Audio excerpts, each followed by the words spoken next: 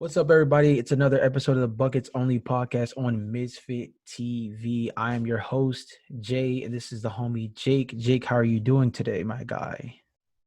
Ready to discuss the GOAT debate.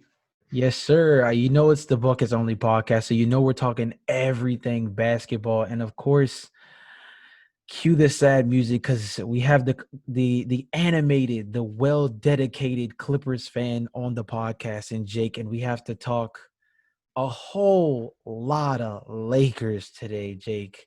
But we're going to push through it. We're going to get through. We're going to talk about our initial reactions to LeBron James and the Los Angeles Lakers securing the championship for the 2020 NBA season, discuss a little bit of how this championship affects LeBron's status within the GOAT debate, at least amongst us two.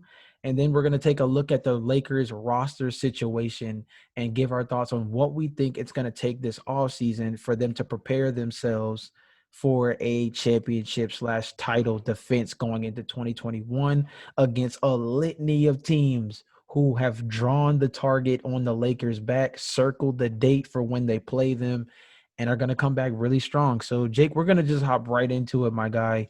What were the initial thoughts when you saw the butt whooping that was game 6 of the NBA Finals? Because it was an ugly one.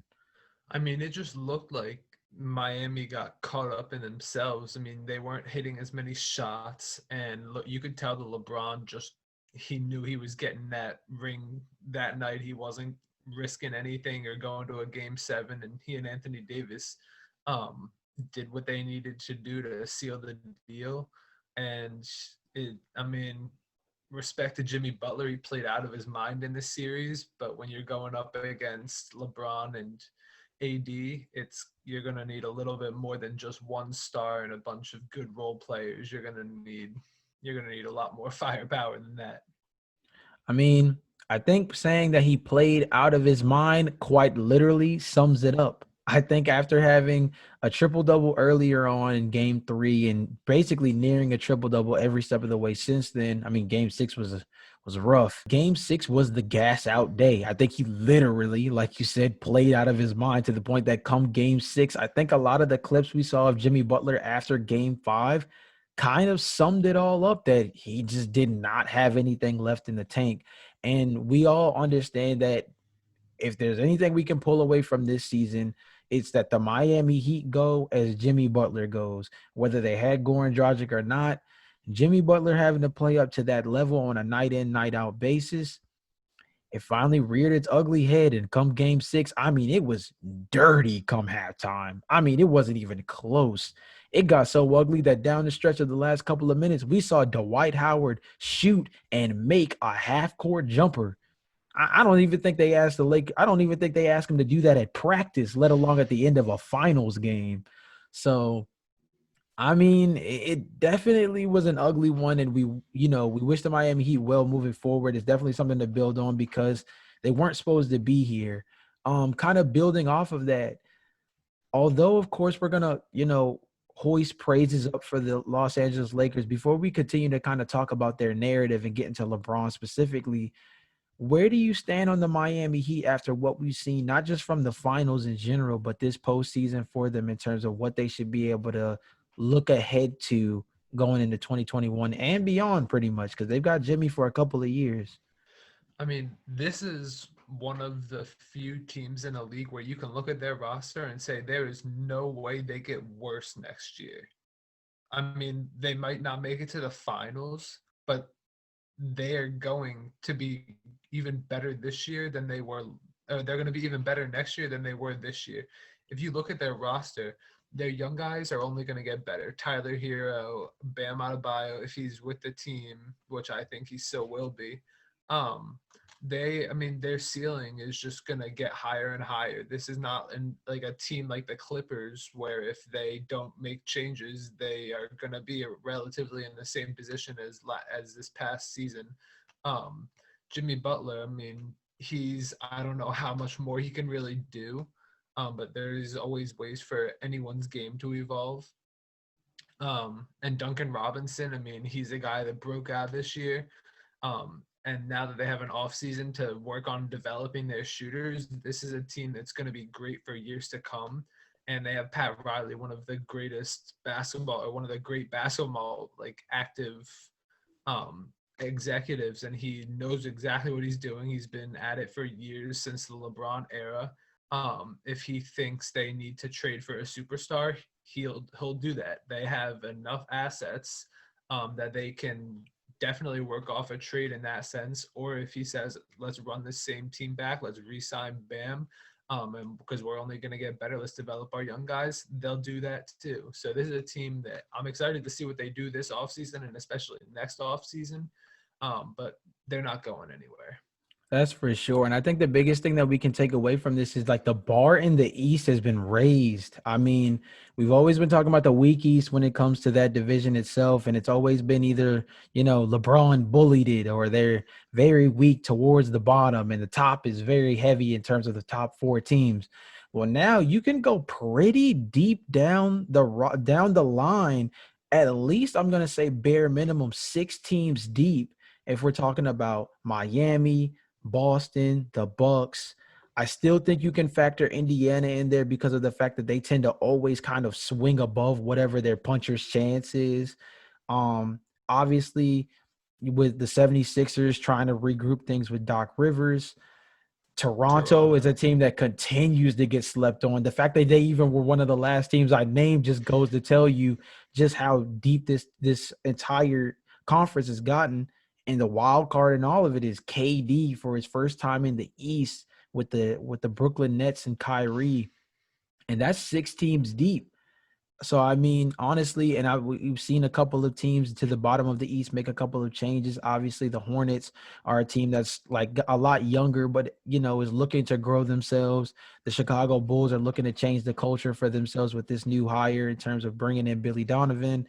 So it's a lot of fluctuation going on. And with Miami kind of outplaying expectations, I think it raises the comfort level and raises the expectations for the teams at the bottom of the East to think that if Miami was considered one of the bottom 5 teams in the East or considered just barely a part of the playoff mix coming into this year with Jimmy Butler at the helm, then I mean, a team with a lot more young talent or a team with a lot more spread out talent than maybe a team like Miami could put themselves in a position to be able to vie for that final spot. I mean, of course, other 2 teams that we can probably talk about who both have comeback player of the year potential players are Washington, who's going to be getting John Wall back, and Blake Griffin, your old homie for the Pistons, who, when healthy, is a top 3, I would say, power forward in the league at bare minimum and within the top 15 players in the league conversation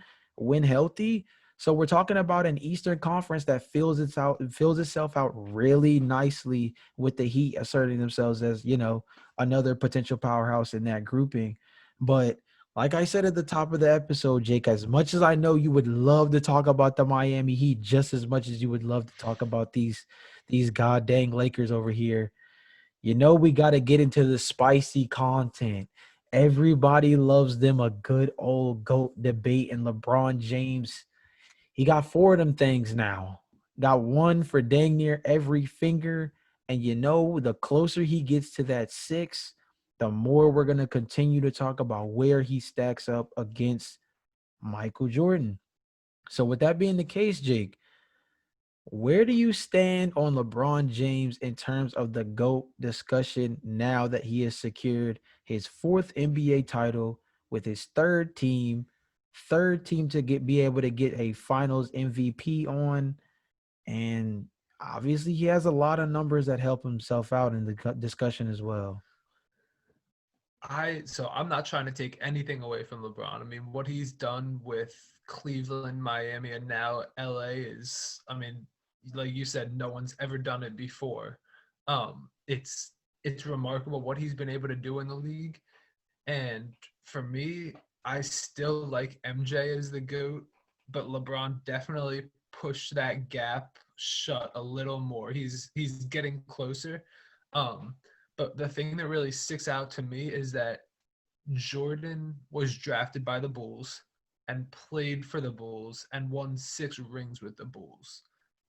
And it seems like, yeah, they pieced out their team around Jordan, but Jordan, I mean, yeah, he played with Washington after coming out of retirement, but he was a consistency. He had a legacy in Chicago, and he made all of his achievements in Chicago.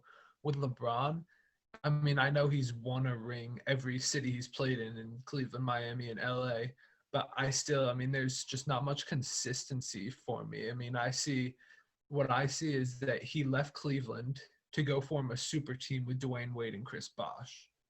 That was, I mean, you're basically handing him rings there. Then he goes back to Cleveland, and yeah, he won a ring with Ty Lue as head coach, and Kyrie and Kevin Love were kind of injured, but they were still there for most of the season. That was a really good run, especially overcoming the 3-1 deficit. And then this year, especially in LA, what sticks out to me is that he didn't make the playoffs last year. That really sticks out to me because he didn't have Anthony Davis, I understand, but they were 10 games out of the playoffs. And the Clippers, a team who traded away their one all-star sort of all-star player at the deadline, made it as the 8th seed. And then LeBron James' team couldn't do that. That's what I see, especially because they had Brandon Ingram and Lonzo Ball and Josh Hart, those guys who are now playing very well on the Pelicans, but LeBron couldn't get to the playoffs with them. That's what sticks out to me. And then, yeah, obviously he got AD, and the rest is history with this year. But that's why, I mean, the gap is definitely much closer now than it was. I mean, maybe not much closer because it was already a pretty small gap to begin with, but I'm still taking MJ as number one. I mean, I can't fight you if we're going strictly off of personal opinions. I've been an MJ guy from the rip, and it's just gonna be one of those things that's a factor of opinion. I feel like the funny thing about the GOAT debate is we all yell and scream about who we think is the best. We pull up every stat we can pull up on Google. We try to pull up basketball reference and go down all the awards and try to compare. But it's just going to come down to preference. There's a lot of things that also get compared, obviously, is era to era. I mean, obviously, Michael Jordan played in a more physical era, but I would like to commend LeBron James on playing on what I would consider to be a little bit more of a more skilled era in terms of understanding the game of basketball as a whole rather than playing with physicality. I think there's another thing that you can take into aspect is a lot of people do the 6 for 6 debate, and the other preference that it comes down to is there is a internal, debate amongst fans of would you much rather not go to the finals at all and be just known as a great player, or maybe go to the finals once or twice, be a great all-around player in the ilk of a Charles Barkley or an Allen Iverson, who may not have won a title but does have the accolades to show that they're a top player in the league in terms of NBA history? Or are you open to going to the NBA finals 10 times but having a losing record in the NBA finals? Because there is a discrepancy there that some people would much rather not go to the NBA finals at all than have a significantly bad record in the NBA finals itself. Unfortunately, there's this double standard with LeBron James where actually your legacy is hurt a little bit more when you lose in the finals more than it is the journey that got there. There was a funny tweet by Nick Wright that said, doesn't this technically mean that in the terms of Jimmy Butler, his legacy takes a hit because now he's 0-1 in the finals as opposed to a guy like Giannis Antetokounmpo or someone of that ilk that has not made the finals yet, therefore does not have a losing record? I mean, the double standard definitely is there. Unfortunately, LeBron James has to be on the end of it. But I guess when it comes to the GOAT debate, those kind of things happen. At some point, we're gonna have to get a good little LeBron fan on the show and see what they have on us, because as much as I love that we agree, I would love to really get some more input from somebody who actually believes that LeBron James is their GOAT and see what it is that they bring facts wise in terms of why they feels that's the case. But enough about the GOAT debate, because I feel like that can be an episode all by itself if we went down every statistical category and every single award and tried to make a case for Jordan, or even try to play devil's advocate and make a play for LeBron James being number one. Let's take a look at this Lakers team that we have sitting right in front of us. Anthony Davis has the opportunity to sign for the max, and it's probably going to be one that could potentially cap strap the Lakers significantly. This is a team that is probably going to have to make a lot of changes in order to be able to go on and defend their championship. I mean, if we're just going to be honest about it, I just think that realistically, this is going to be a team that's going to need to make a lot of adjustments, especially in the guard spot. When we talk about defending champions, this is a very interesting one because once you look past the top two players on the team, I honestly don't know how many of these guys end up back on the roster to come defend their championship. So, Jake, here's the question for you, my guy. I know you're a Clippers fan, but what do the Lakers have to do in this offseason to put themselves in the right position to be able to defend their championship in 2021? It's a lot of teams coming out the woodwork ready and healthy. The Golden States, the Brooklyn Nets, the Denver Nuggets, the Dallas Mavericks, your Clippers, the Boston Celtics. It's a lot of teams that are pointing that red target on the Lakers back now, which means they cannot stay stagnant. With that being the case, who is a guy that you think they should try to go after in free agency? What is a position you think they should address? What is the one or even the two things that you feel like the Lakers have to do this offseason if they want to have any chance at being able to viably defend their championship next year? I mean, first and foremost, and no debate there, in my opinion, is that they need to re-sign Anthony Davis and they need to give him the max amount of money per year. However, I don't think they should give him the 4 or 5 year deal. I'm not sure if he's eligible for a 5 year deal yet with them, Not yet. whether he is or not yet. So I Mhm. would give him maybe a 3 year deal or maybe a 2 year deal with a player option for that third year, simply because of LeBron's age. He's already 35, and if in 3 years he's still in the league, he's still on the Lakers playing with a max contract, but he's not playing at that max contract type level anymore. They're really strapping themselves down with a max contract for Anthony Davis for 2 more years. And if I'm Anthony Davis, I would definitely be aware of this too when my agent is negotiating with the Lakers of not wanting a 4 year deal. Um, but outside of that, I mean, this is a team that really traded away all of their good role players except for Kyle Kuzma. He is the brightest role player that they have on that team. And yeah, he's not bad, but he's not an ideal third player for a championship caliber team. Um, there have been rumors that they might want to trade for a third star, maybe a Bradley Beal. I don't see, I mean, if they do that, their bench is just going to get even worse. It's pretty hard to compete with Bradley Beal, LeBron James, and Anthony Davis in one lineup. But when you can't rely on all three of them at once, you're going to lose that battle very easily. They have a lot of guys that are free agents after the season, and I don't know how many they want to re-sign. I think Dwight Howard might be gone. I know KCP is a free agent, plus a few other guys. And it's going to be tough to re-sign all of them while also trying to get better because, like you said, it's not going to be enough for the Lakers to just say, let's run it back, because of the amount of other teams in the league that are going to be getting much better. I think one team that especially is going to do this is the Dallas Mavericks. This is really the first full superstar season that we're seeing out of Luka and KP together. And I mean, the ceiling is only going up for them. And they have the cap space and they have the assets to try to go out and get more guys and upgrade their team that I really don't see the Lakers as having.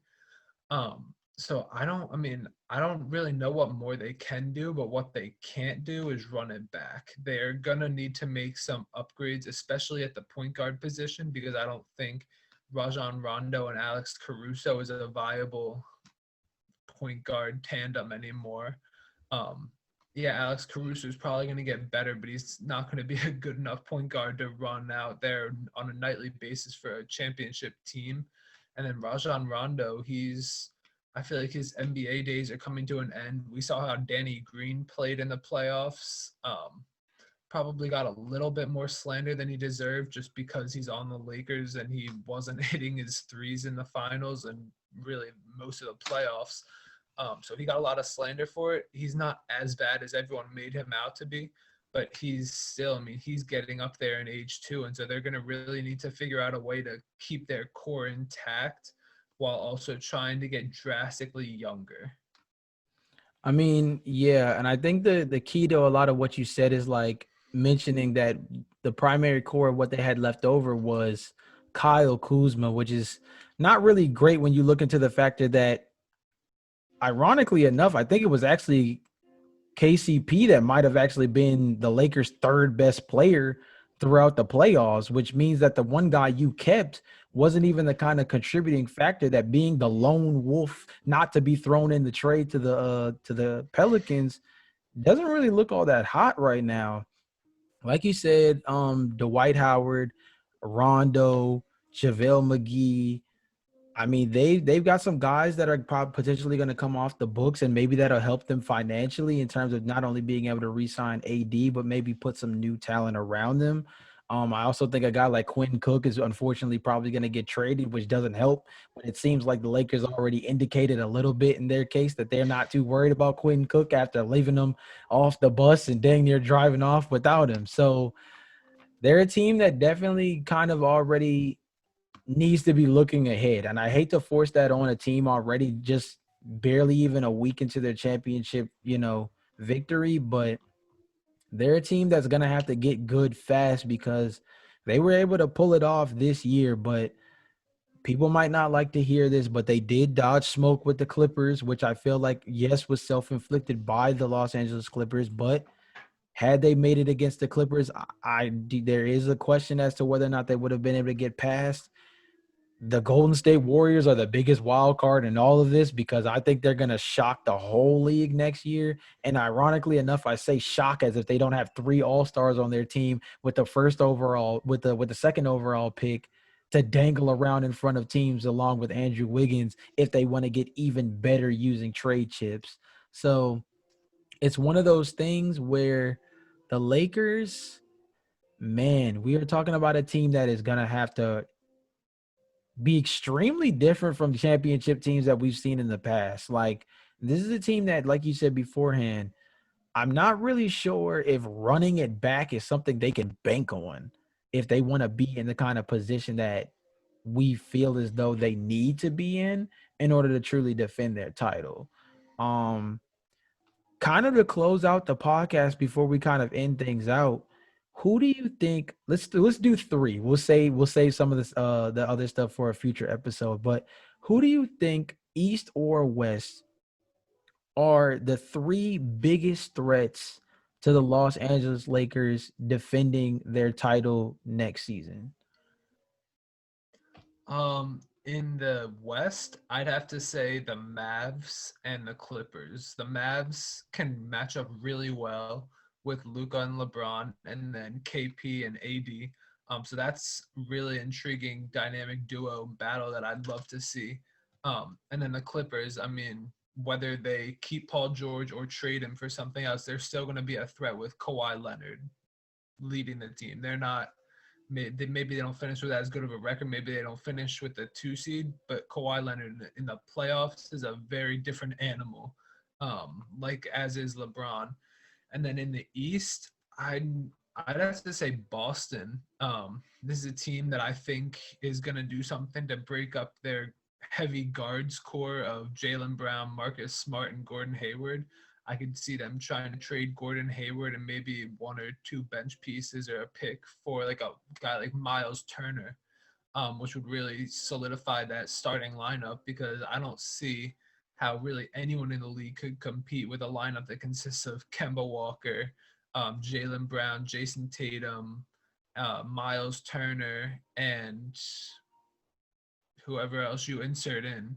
And so this is a team that I really think is going to take a big leap next season, even bigger than the one that still got them to the conference finals this year. Um, Rather than piggybacking on your picks, I'm gonna name two other teams that I think are extremely dangerous. And like obviously the Golden State Warriors, which is funny that you named the Mavericks over the Warriors, but I understand that the health concerns of the Warriors coming back is something that has to take into consideration. Plus, once you look past Steph, Clay, and Draymond, there kind of are questions as to whether or not their depth can hold on because they don't have guys like Andre Iguodala and Livingston and guys of that ilk on their team anymore. It's a lot of young guns. Eric Pascal was a first team all rookie this year, but is that the type They of guy that you need in order to be able to go on a championship run as part of your primary core? That's a question, but I still think that they're dangerous. And then in the East, look, man, I swear I'm starting to wonder whether everybody just forgot whether or not Kevin Durant's alive or not or something, because that man out there in Brooklyn, I know he's hurt. I know we haven't seen him for a year, but dude, I'm telling you, something in my bones just tells me that him in the East is gonna be dirty. And you put him with Kyrie, I think they got something really brewing over there. So those would be my two teams. So I mean, going off of that, our question of the day for you guys is is what do you guys believe is the main thing that the Lakers need to do this offseason in order to put themselves in a position to defend their championship? Is it making sure they sign Anthony Davis? Is it making sure that they have a true core around the team, whether it's just around LeBron James or with the duo? Is there some type of change that they need to make amongst the coaching staff, despite Frank Vogel coaching his butt off? What do you think is the primary change over everything that the Los Angeles Lakers need to make, considering that this is going to be one of the most unique championship teams that we've seen going into a title defense probably ever? Leave your comments down below. Jake, it's been a banger as usual. We will catch you guys on the next one. Make sure you like, comment, subscribe. Peace.